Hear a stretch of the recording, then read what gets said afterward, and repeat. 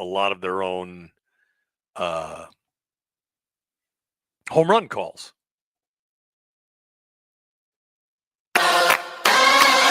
Welcome in to the Corner 3, taking you around the arc of college basketball. From the NAAC to the Pac-12, the WCC to the SWAC. We cover it all now on 93.7 The Ticket. Here is your host, Austin Oerman. Welcome to it. A happy 3rd of July to you and yours. Harrison Orange is just with you as a part of Ticket Weeknights. I'm with you here for the next hour. I'll be joined by Matt Hardesty in a little bit. Shout out to Landon on the road, supporting his family. His brother's playing baseball, so Landon is on the road watching that, I believe, in beautiful San Antonio, a.k.a. Victor Wembanyama City. We'll see if Landon runs into him. The Spurs in the California Classic Summer League right now. They will as well make their way out to Vegas. But that's neither here nor there, as we're talking college hoops, not nearly as much pro hoops as we did today on the block. Podcast for that, if you missed any of it, will be up in just a little while. But something that we mentioned a little bit during On the Block today was the New York Knicks and their strategy of going all in on the golden era of Villanova basketball. Nope, not going all the way back to Rolly Massimino in the 80s. We're talking the recent golden era of Villanova hoops, the 2016 title team and the 2018 title team. The Knicks went out. We know they got Jalen Brunson, pried him away from the Dallas Mavericks. Jalen Brunson, again, I'm willing to call him an NBA star, maybe not superstar yet, but he definitely took on more responsibility, made a leap with the Knicks last year. So he's there.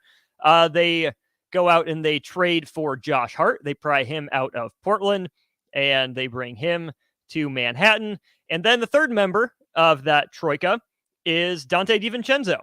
Who Matt knows about from his time on the Bucks. Dante DiVincenzo, of course, with the Kings, also with the Warriors, but best known for his roles in the Villanova title teams, coming off the bench, helping spark them in a lot of cases. So in this first segment, we're going to take a look back at those, mid-2010s Villanova teams, and then we'll get into some conference challenges that are changing. A lot of us here in Huskerland are used to the Big Ten ACC challenge. Well, that's no more. We do still have the Gavitt games, which will be between 8 Big Ten and 8 Big East schools. We'll dive into that a little bit. But the Big Ten ACC challenge is no more. That's right. It's dead and gone. Instead, we have the ACC SEC challenge at this point.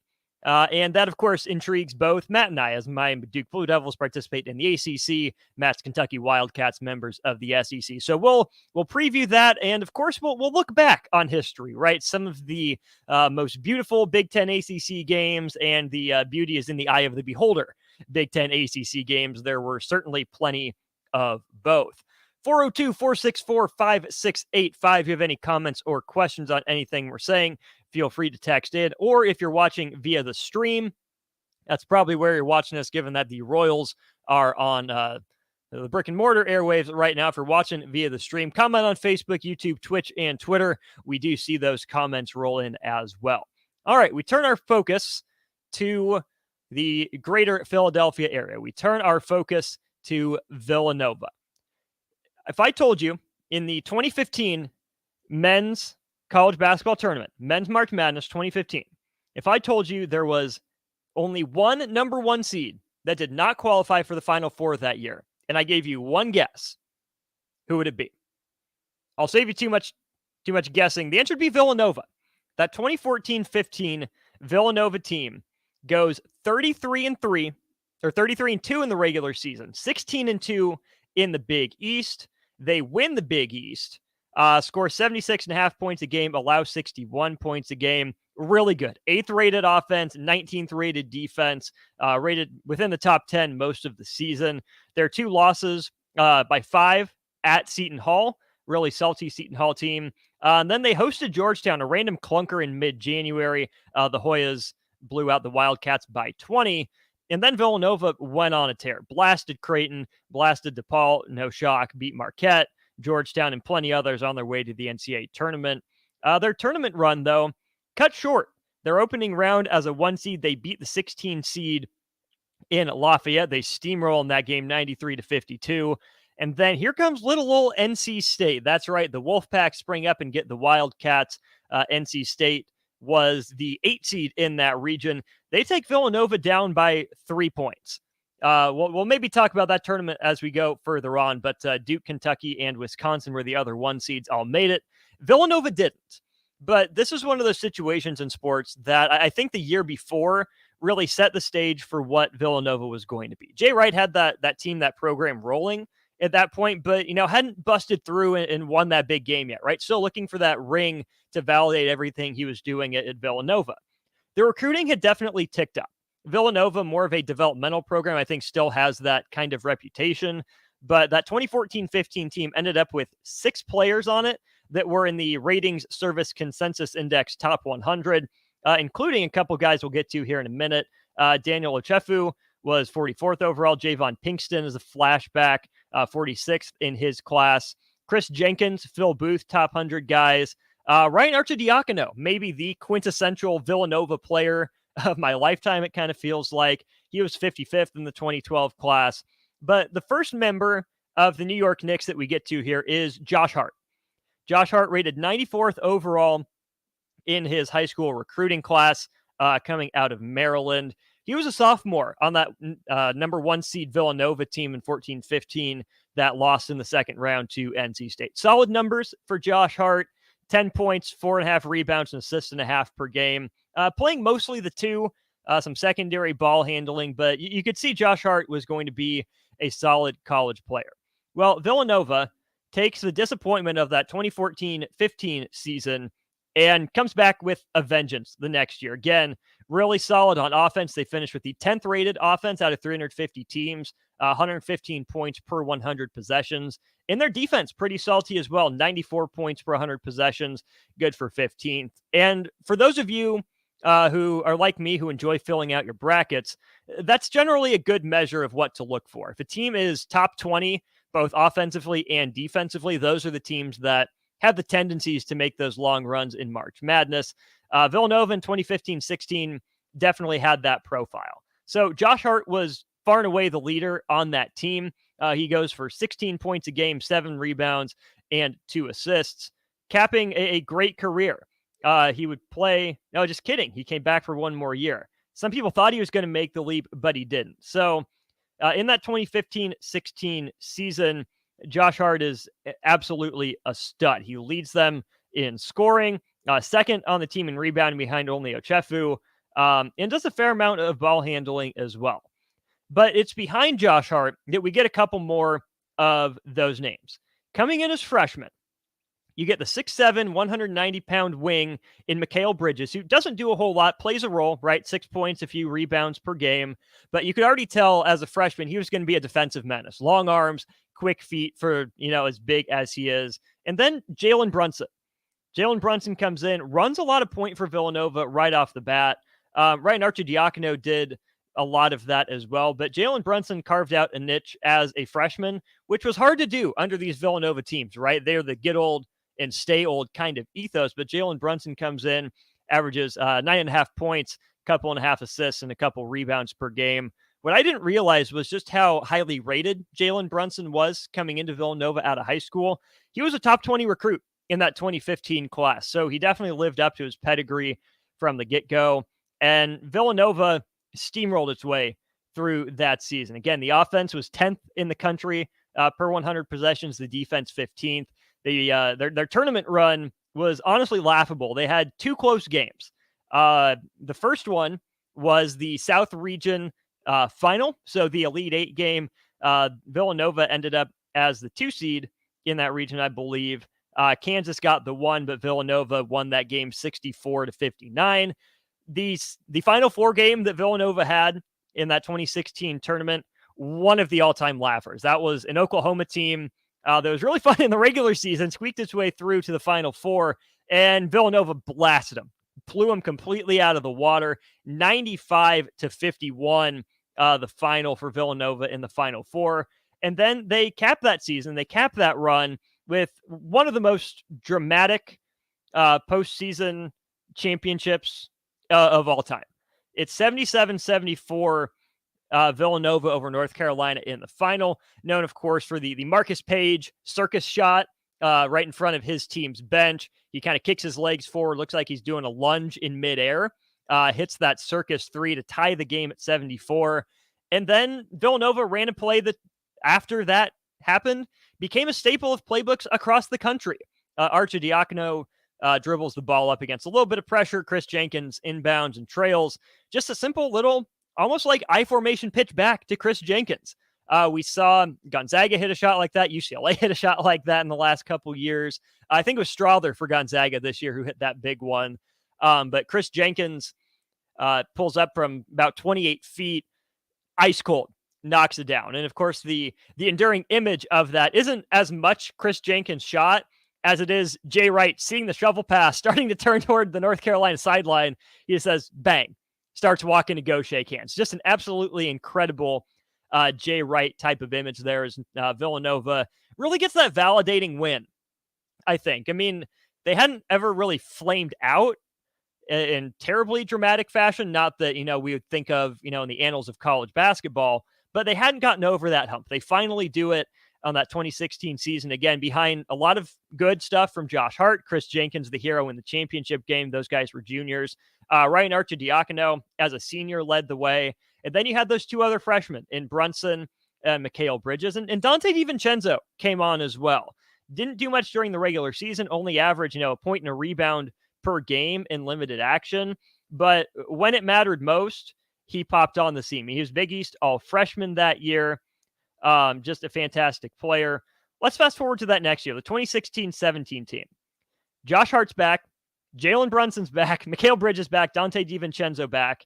Chris Jenkins still there. Eric Pahal steps into the spotlight. Phil Booth still around. One of the great old man games.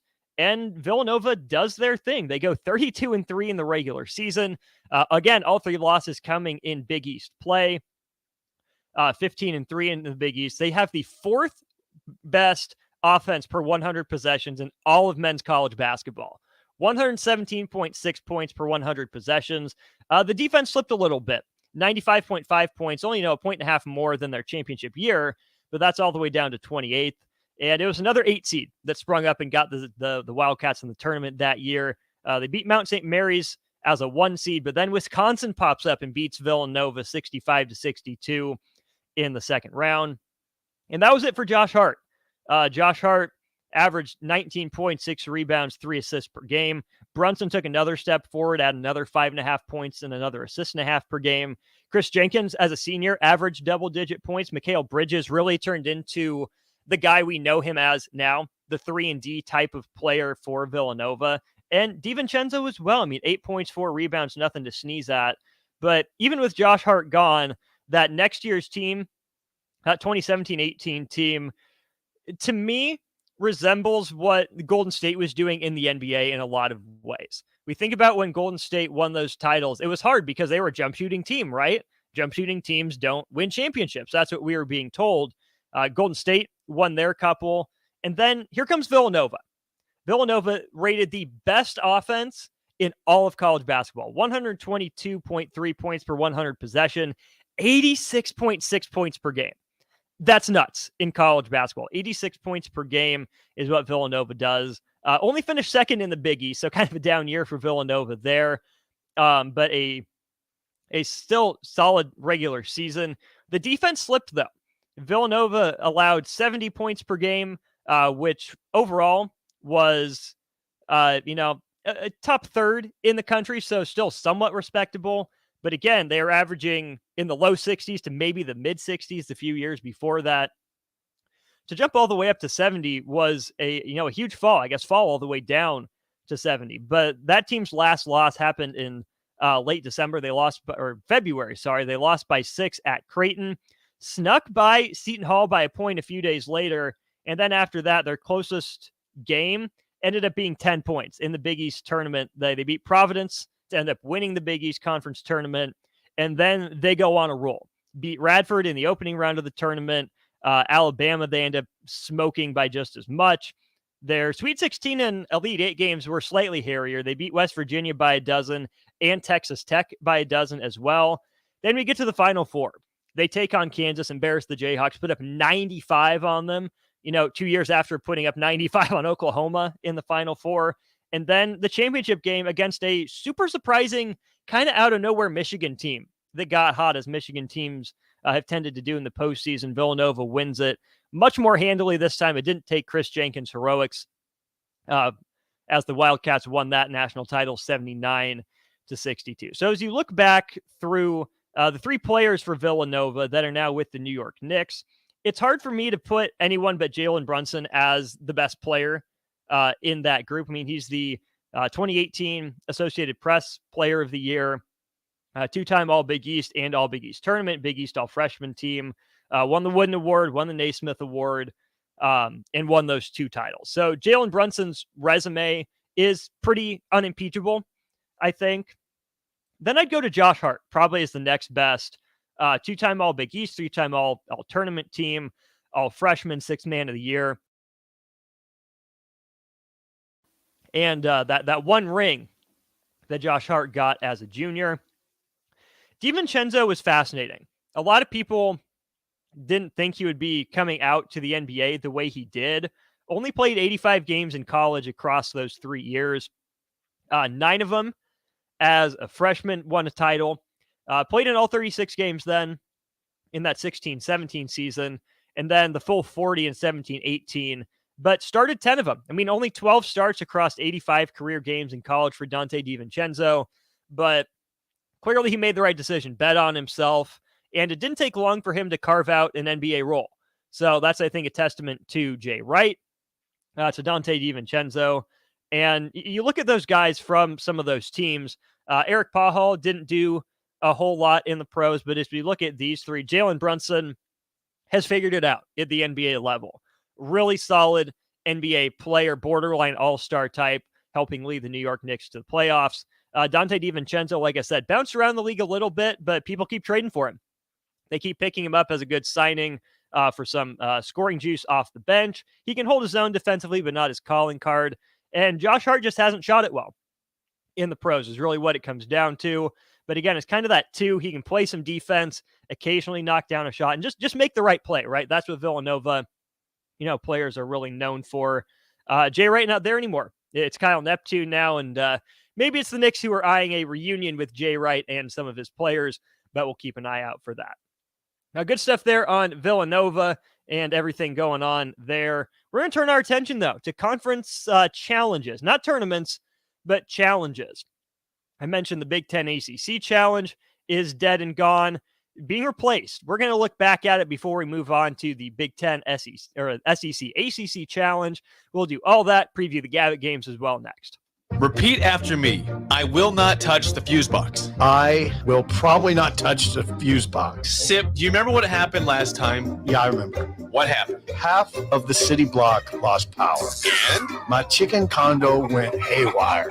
That's right. The chickens ran wild. So what do we do instead? Call Joe at Ambition Electric and let him handle everything. Look, saved on speed dial. Ambition Electric, 402-217-3415 or online at ambitionelectric.com.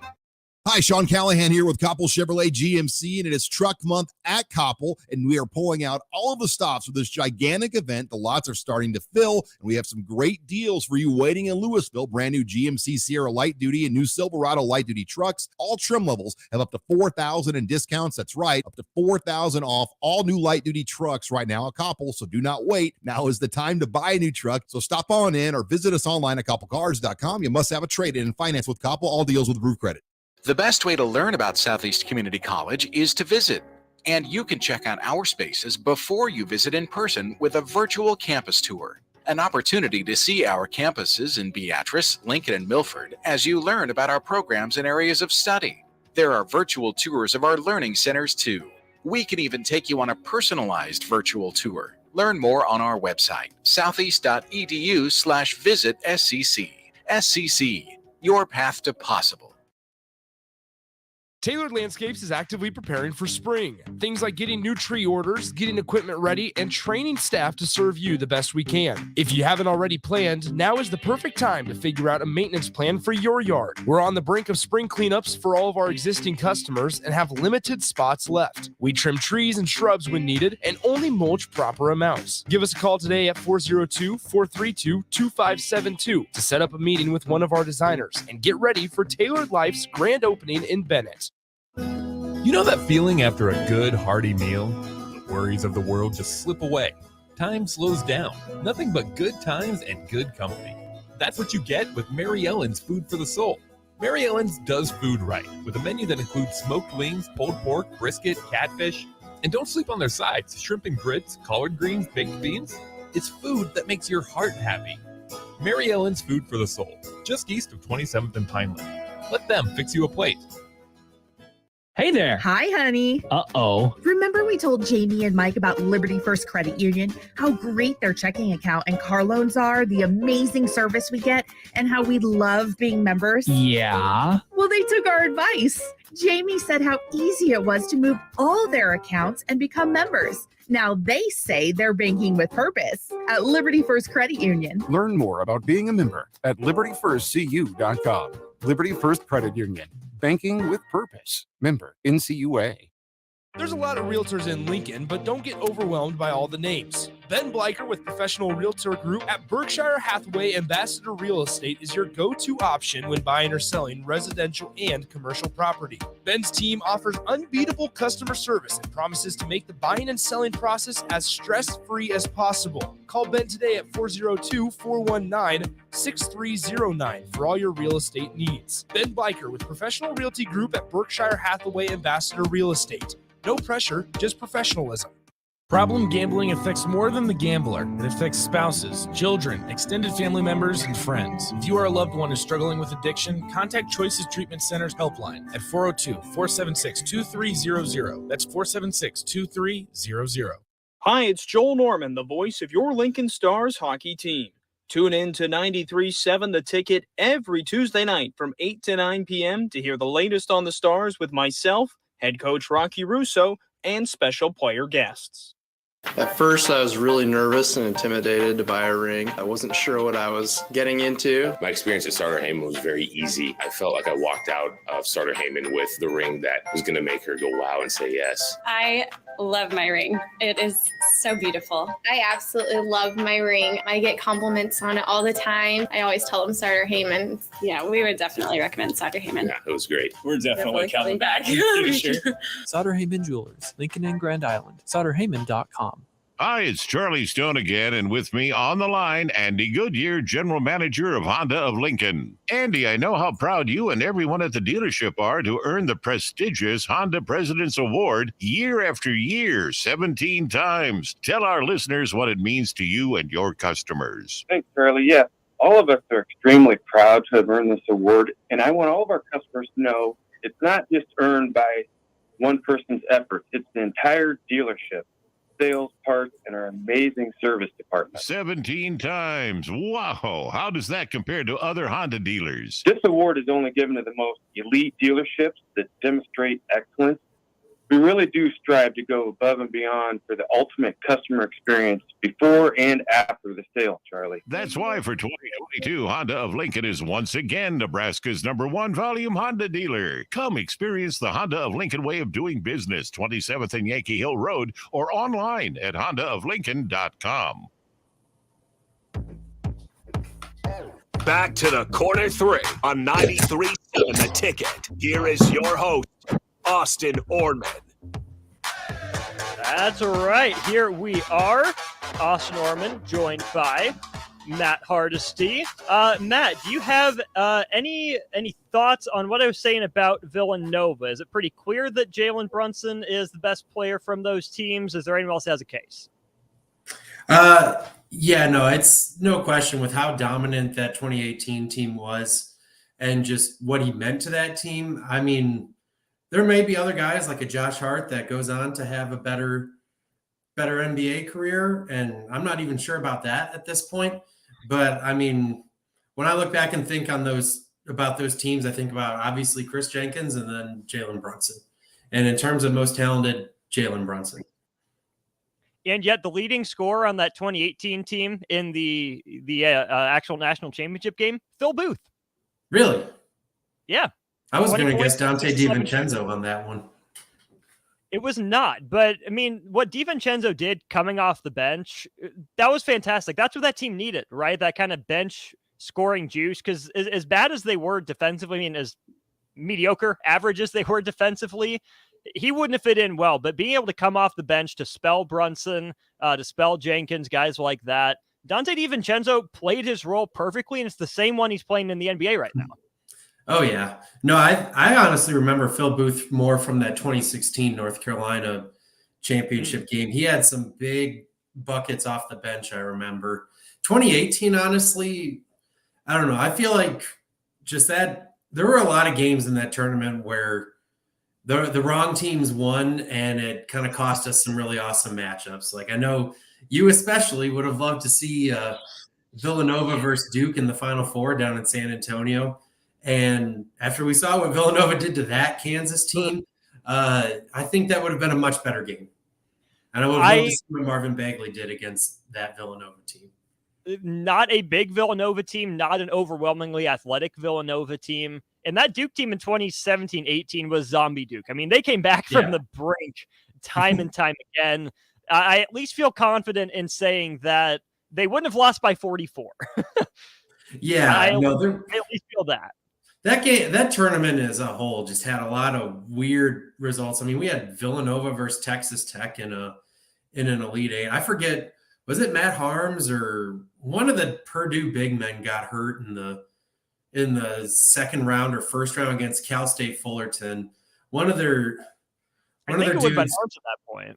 Yeah, I think it was Harms or Haas, Haas, maybe. I think it might have been Haas. They're all the same. It's just like the Maryland bigs. But it was like, it would have been fun to see that happen.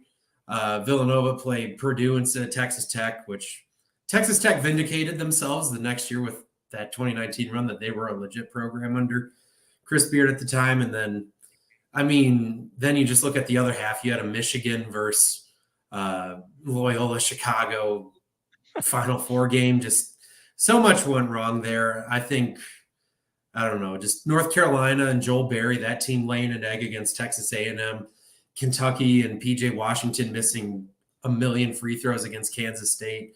That whole tournament just got weird. And even Duke Syracuse was just and Kansas Clemson, like those are just weird Sweet 16 games. Like none of it felt right.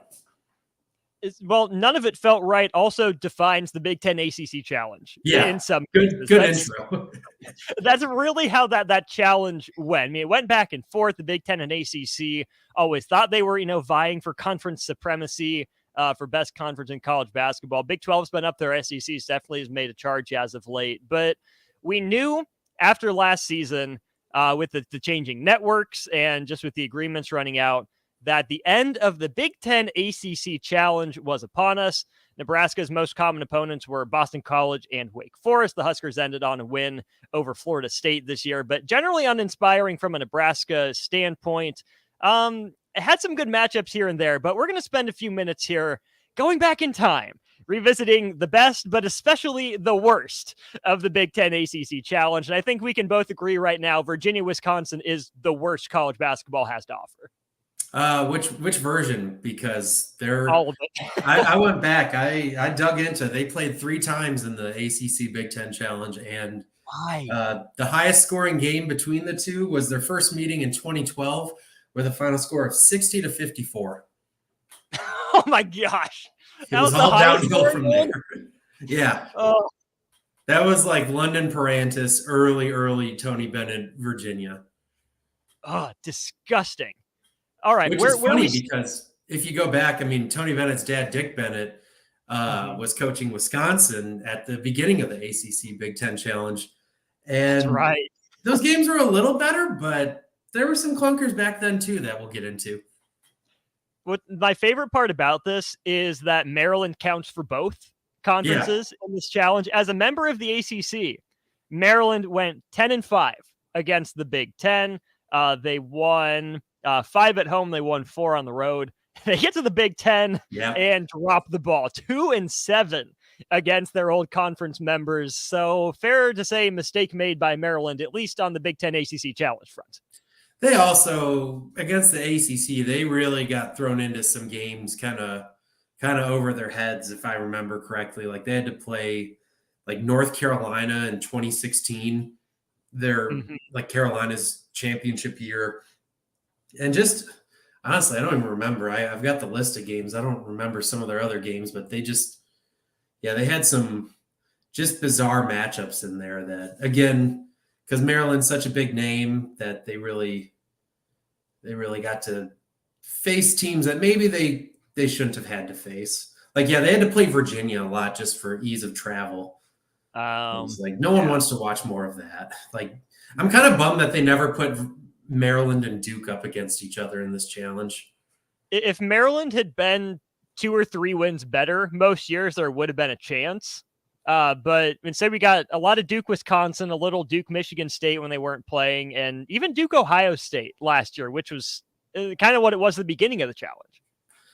Yeah, no, it was kind of interesting going back to the beginning of this challenge and, learning about, how it was when this thing started in 1999, which kind of like a golden age for both conferences. I mean, Maryland was about to become a national powerhouse right before their big run of Final Fours. Duke just was coming off of being one of like the 3 greatest teams to not win a national title in 1999.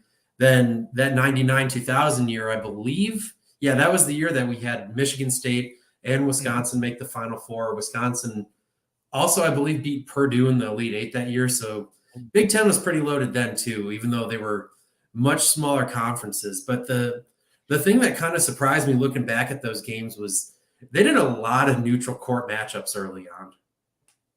Really? Yeah, almost to a fault. And we'll get into it. Like Michigan and Georgia Tech, they played in the Hawks Arena in Atlanta, Phillips Arena. We had Maryland and Iowa played in Baltimore. Duke and Illinois played a couple really awesome games back then. I don't know if that was Bill Self yet or not, but Duke played Illinois in Chicago at the United Center and then at the Greensboro Coliseum. Another one, I was kind of doing research because didn't know anything about this game, but I saw like Maryland and Wisconsin played a overtime game in 2000 at the Bradley Center. And I was Wisconsin won by 3, and I was like, I wonder if this was a good game. And then I'm reading the Maryland recap that I could find from 2000. And I was like, played in front of a mostly empty Bradley Center. I was like, okay, that sounds more like it. So there was a lot of weird neutral court matchups early on. But the one I wanted to touch on, I kind of split my memories into like the good games / the games where it's like, holy cow, this team's for real this year. And then there's the sickos version. And one version I did not know, one game I never knew happened was in 2001, we had Virginia play Michigan State in Richmond Coliseum in Richmond. I didn't know that Pete Gillen, famously former Providence and Virginia coach who Rex Chapman accidentally killed on the air when he was like, rest in peace, Pete Gillen, I believe, like 2 years ago on March Madness. He was the coach of Virginia at the time. So they're playing Michigan State. They're up 31-28 in the second half. And the rest of the game gets canceled because the floor was too wet because the AC was on 24 hours. And so it just something weird with external temperatures in Virginia at the time that the floor, like people were slipping, and Pete Gillen called it Bambi on ice. Oh boy. So there was and again, it was 31-28 in the second half. I think it was at like the under 16 timeout, if I remember correctly. They mercifully ended that one. So thank goodness. That's a weird portion of college basketball history that I didn't know until today. That 2001 challenge won by the ACC, Maryland, Illinois, in Maryland, looks pretty good. Iowa was rated number 7 in 2001. I did not realize that. Duke wins that one. Wake Forest and Minnesota. Minnesota wasn't ranked there, but as you scroll back through the challenge, you see number 14 Minnesota sprinkled in. Yeah. That's just weird. The early and mid 2000s were a weird time for college basketball.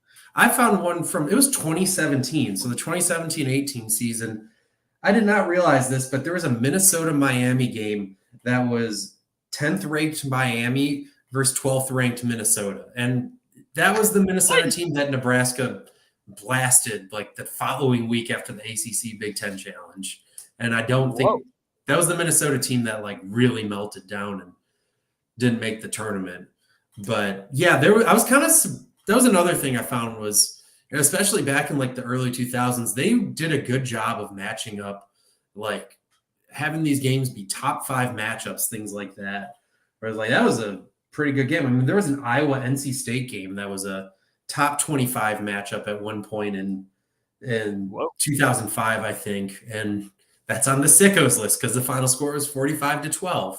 I mean 45-42. Excuse me. I was gonna. Okay, it's still sickos, but yeah, there was 2004. There was like a Virginia Northwestern game that was 48-44, like which you would kind of expect today as well. But there was a lot of nasty scores like that going on in the early 2000s in this matchup. The other thing I kind of noticed though was they would always do a good job of if they played in the national championship game the year before, like you saw that match like Michigan or Illinois, North Carolina, Michigan State. There was one other one I forget, but like they always did a good. Oh, Maryland, Indiana was the other one. That's right. Which was on the good list of games. Maryland, Indiana in 2002. They rematch in Indianapolis, and Maryland thought they won the game on a half-court buzzer beater, but it gets waved off. Indiana wins in overtime by 6. So, yeah, that was, again, Maryland, Indiana. It's starting to be a good game again, but back then that was before Mike Davis kind of fell apart there. That was, right. I mean, that was a marquee matchup in this series. What are the marquee matchups in this series? Like, does Duke, Wisconsin count? Is it Michigan State, North Carolina? Yeah, I mean, Duke, Michigan State's one for sure, even though that never lived up to the hype. Never once. I think, it was always Duke just blowing the doors off of them, except for the one weird COVID year when Michigan State got them back, which I think technically that was a Champions Classic game. Like, that was one of the things I wanted to note on as well, is like, everyone had pretty even records in this challenge, and then there's Duke that was 20-4. Like that's insane. Yeah, and I could name probably off the top of my head. I think I could name all 4 of those losses. I know they lost in the Kohl Center in the early 2010s. Might have even been their national championship year. They beat Wisconsin 80-70 in 2015 or the 14 challenge. Yeah. Yeah, but they lost to them earlier. Really? Yeah, it was like late 2000s, early 2010s. They lost at Ohio State. They lost to Illinois. And then they lost to Illinois in the COVID year. That was the one where Illinois blew them out in an empty Cameron Indoor. I guess I can't remember the 4th loss they had. Okay, so yeah, that 2009 game against Wisconsin, great call. Wisconsin upsets them. The Illinois one, the Michigan State one. Got some digging to do for that 4th one. Yeah, it would have been, I think the loss at Wisconsin was their first loss in the challenge. Yeah, that's what I'm saying. Then that Ohio State one in 2000. Oh, Ohio State blew them. That was the other one. Ohio State beat them by like 20 in 2011. 11, yeah. And that was the year that Ohio State was the number 1 overall seed with, Jared Sullinger and Aaron Kraft and all them. Gosh, Aaron Kraft. May his legacy rest in whatever the opposite of peace is. Yeah. But going back to some of the earlier games, some other ones that stood out. There was 2004 Illinois Wake Forest is one I remember. It was that Illinois team that was the best team in the country. They kind of had their coming out party against Chris Paul and Wake Forest. Wake Forest was actually number 1 in the country going into that game. And it was in Champaign, and Illinois just blew them out.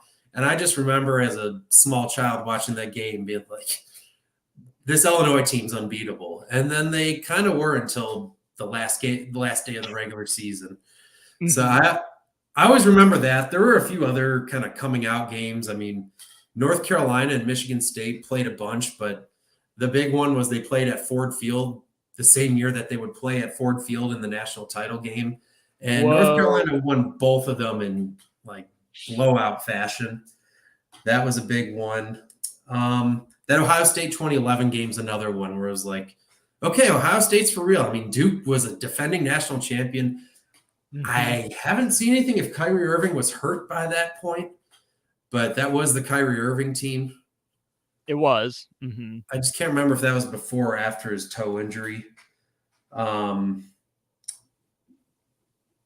I mean, Wisconsin had a couple big wins in there. Beat Virginia. It would have been just after the wait. The game happened on late November. His injury was the next week. Okay, interesting. So he was there for that game, and they still lost by 22. That says a lot about that Ohio State team. Another one, honestly, that 2015 Duke-Wisconsin or 2014 Duke-Wisconsin game, that was kind of, I mean, Duke had the number 2 or number 1 recruiting class that year, but I mean, Kentucky had already blown out Kansas, so they were already on the 38, or are they going to go undefeated talk? And then Wisconsin had, Kaminsky and Decker and everyone back, and they were pretty highly ranked too. And then Duke goes into Madison, and kind of it ended a lot similar to the way the national championship game ended, where just Tyus Jones was like, he kind of did his Paolo Banchero impression before Paolo existed, and really took over that game late and silenced the Kohl Center. And that was a big one. Indiana had a couple big wins in there too. I think they blew out like North Carolina a couple times, actually, as kind of a we're back in 2013, the year they were a 1 seed. So those are kind of the coming out games from this challenge that I remembered. It was a good era. It was fun while it lasted, and I'm glad they decided to start playing more of these games on campus, because that's where these belong. Plain and simple. I mean, don't play these games, 500 miles away from both schools at a neutral site. Get them on campus. And I'm sure you have this in your notes somewhere. If not, you'd find it really quickly. Who was the most average team in this challenge between the Big Ten and the ACC? Who was the most average team? One that surprised me was Boston College went 7-7 in this event. Good for BC. I know, good for them. There was a lot of average. I don't know. Do you have in your notes who the only Big Ten team with the winning record is? It's Purdue. Yeah. Purdue's the only team with the winning record. And your Nebraska Cornhuskers. The reason I say they're the most average, 3 wins and 3 losses at home, 3 wins and 3 losses on the road.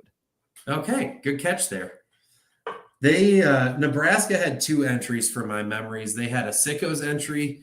I believe it was Doc Sadler's final year. They lose 55-53 to Wake Forest in their first foray into this event.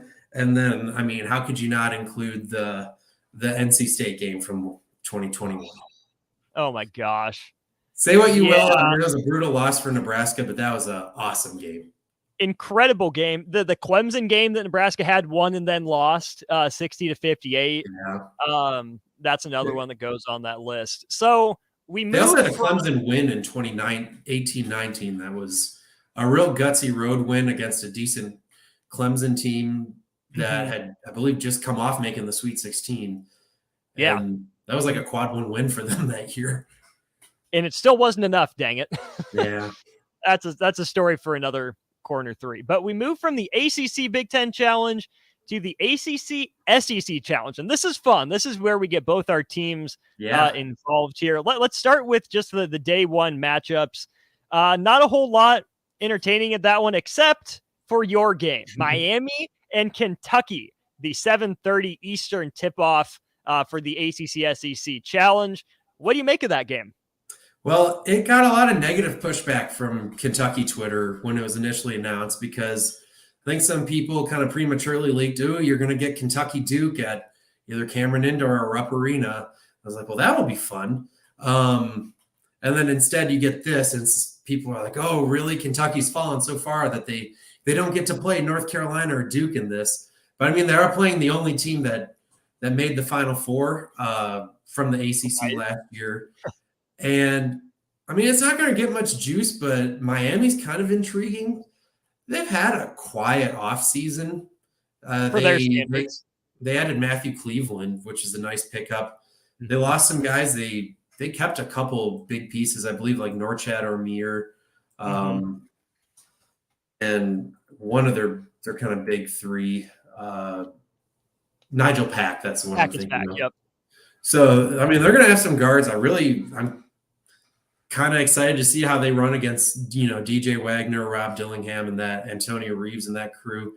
Should be a fast-paced game. So that one, I'm looking forward to it. It should be entertaining, but at the same time, yeah, it would have been fun to play Duke or North Carolina, even though they play. I mean, they play North Carolina almost every year already. So it would have, and they play Duke every 3 years, but that didn't stop the old SEC Big 12 challenge from putting Kentucky and Kansas together almost every year.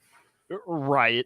Also notable on that Tuesday, Missouri and Pitt, a couple NCAA tournament teams will play. Notre Dame with the new head coach, and then South Carolina, who you pointed out today, got an interesting commit. Yeah, Austin Hero, little brother of Tyler Hero, from 15 minutes away from me here up in South Milwaukee. He went to Whitnall, led I think they're the Falcons to state this year, which is something big brother Tyler never did. So he got some looks from like one of the Cal Poly schools. I think he got a scholarship offer from there. Didn't have the best high school numbers. I think he averaged 15 per game. Not sure about his AAU numbers, but yeah, he's walking on to South Carolina. So that's a good spot for him to. I don't know what to make of South Carolina this year.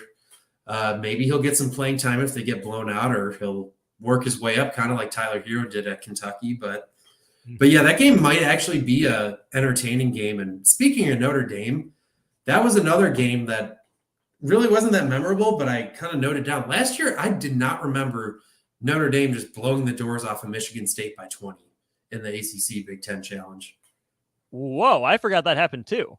Yeah, that was probably the bright spot for Mike Bray's final year. So that one sticks out. NC State Ole Miss, I think, is another game on that Tuesday night where you got Chris Beard. He's at Ole Miss now. Hosting, I mean, NC State, I think they have some guys that I just can't keep up at this point with them. But I know Ole Miss has had a good haul in the transfer portal as well. So that might be a fun game. But then again, if Chris Beard's defense is already installed, maybe that's a rock fight. And then you got Clemson, Alabama to close out the night. And that's a game that I remember over the past decade. Those two teams have actually kind of played quite a bit, as I think the both teams kind of schedule it as hey, we play each other in football. Wouldn't it be cute if we played in basketball too? That kind of when both teams were irrelevant. And now they're both, I mean, Clemson's a bubble team and Alabama's a powerhouse. So who knows with that one. But Nate Oates must be stopped. We can all agree that Nate Oates must be stopped. At this point, yeah. Let's move to Wednesday really quick. We got about 5 minutes to go through this. Tennessee, North Carolina is a game that would make my eyeballs bleed for different reasons, but should be somewhat entertaining. A&M, Virginia, no. Why? No, sickos. Florida, Wake Forest, sneaky fun? Question mark. Yeah, Florida's another team that they lost a lot of pieces from a just not good team last year, and Todd Golden's first year down in Gainesville. They brought some good players in. I think they poached a couple of Rick Pitino's guys from Iona. But, I mean, Wake Forest, they got all the Nebraska ties. Parker Friedrichsen, Hunter Salas. Parker Witt before he left. Yeah, he's gone now. So that game might be fun, but I don't know. I'm kind of bummed out that we get Tennessee, North Carolina again, though. We've seen that in a few of those early season tournaments in recent years. And it's just always just kind of like Tennessee kind of brings North Carolina down to their level of rock fight, and no one wants to see that again. Right. The other forgettable games, Virginia Tech, Auburn, I guess we'll see. That might actually be, stylistically, that game might be fun. I just don't know anything about either of those teams, so I don't want to give them the benefit of the doubt because I usually don't like watching them. But maybe that's rude of me. Georgia, Florida State, no thank you. Boston College, Vanderbilt, go get them stack, I guess. Speaking of Vanderbilt, random thing on Vanderbilt, they just hired Stackhouse just hired Brad Calipari this morning. No way. Yep. No way. The two of the best dressed coaches down there. Oh my gosh. And, yeah, and Cal's daughter is runs a research lab at Vanderbilt, so start up the Cal to Vanderbilt rumors. That's next off. Although also I want to add, I mean, Vanderbilt was scrappy last year. Boston College, you know that part too well. Boston College was also kind of respectable, and they made some good moves in the offseason in the portal. I think they actually got like a real recruiting class. They're bringing in a few 4-stars, and they got a Charleston Southern guy, but they're also bringing back almost all of their team from last year except for I think 4 players. So kind of curious. This could be a nice chance for them to get a win that puts them on the bubble later in the year. Getting Jaden Zachary back will be big for them. I think Quentin Post is going to be good for them as well. McLaughlin was annoying. That's really the only other guy I remember for them. Yeah, I'm just keep an eye on them. You never know. They could kind of be like next year, like last year's version of Clemson. Right. And then the quick Duke note, they are at Arkansas. Yeah. They go to Bud Walton Arena in a game that is much better served for the early 90s than now. We last saw this game in 2019, I believe. No, 2021. Which year was that? 2019. Or no, 2022. That came on that. Yeah. So a really recent rematch, but I believe the first time Duke is going to Bud Walton Arena. And I like that to, help bump up that non-conference. You have Arizona, you have Baylor, and then you go to Arkansas. It scares me. I haven't seen a Duke non-conference schedule like this really my entire life. Coach K was very anti-non-conference outside of, games he was forced to play. And yeah, this is one you're contractually obligated to given the challenge, but getting Arkansas, making it a road game, I think it's going to be fun. Oh, yeah.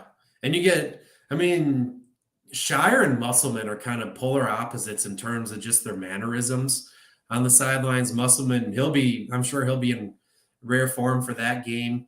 They're going to be a top 4 SEC team this year. Bud Walton is a fun place to play a game.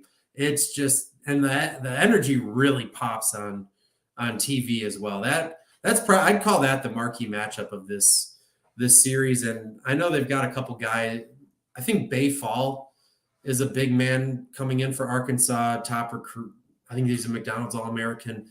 So they'll have some bigs and some size that they can throw at Duke and try to slow them down. But if Duke goes into that hornet's nest and gets a win early on, that's gonna really help them out by the end of the year.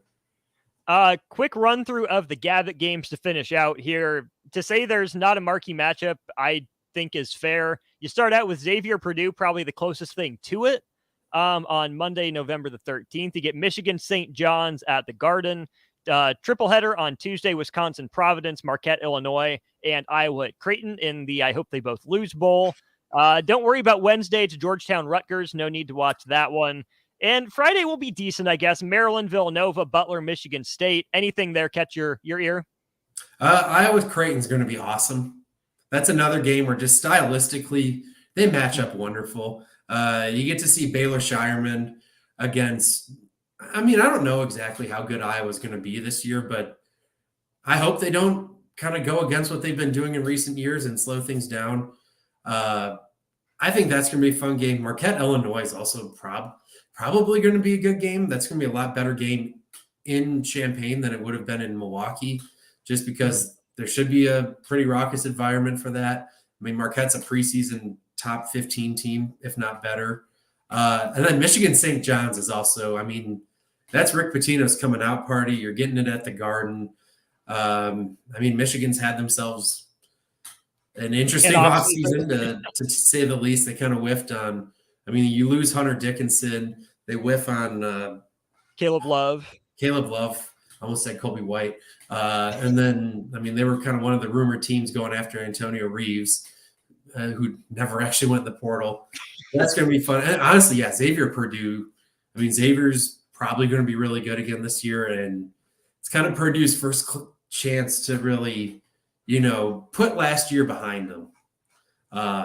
And just for reference, the 2018 ACC Big Ten Challenge, Virginia won at Maryland in a top 25 matchup by 5. So that kind of set the tone right for them too, going into the next year. So maybe Purdue can get a similar boost at home. There you go. Matt, thanks for hopping on. Appreciate you carrying the water with Landon out. Same time, same place next week. Sound good? Yeah, maybe we'll talk some Big 12, Big East or something. Who knows what'll be going on. Yes, let's plan on that. He's Matt Hardesty. Landon Word, of course, on vacation in San Antonio. So big thanks to Matt for jumping in for the last half an hour, 45 minutes or so. That'll put a bow on the Corner 3 for this week. Covered a lot of ground. If you missed it, check out the podcast wherever you get it. Spotify, Apple Podcasts, Amazon, anywhere else. Broadcasts also archived Facebook, YouTube, Twitch, and Twitter. Thanks for tuning in. That'll do it for me, but don't go anywhere. We've got more Ticket Weeknights. Heart of a Husker with Vershawn Jackson comes your way next. For me, this is me telling you to have a fantastic 4th of July. Stay safe and stay tuned. Heart of a Husker, Vershawn Jackson next.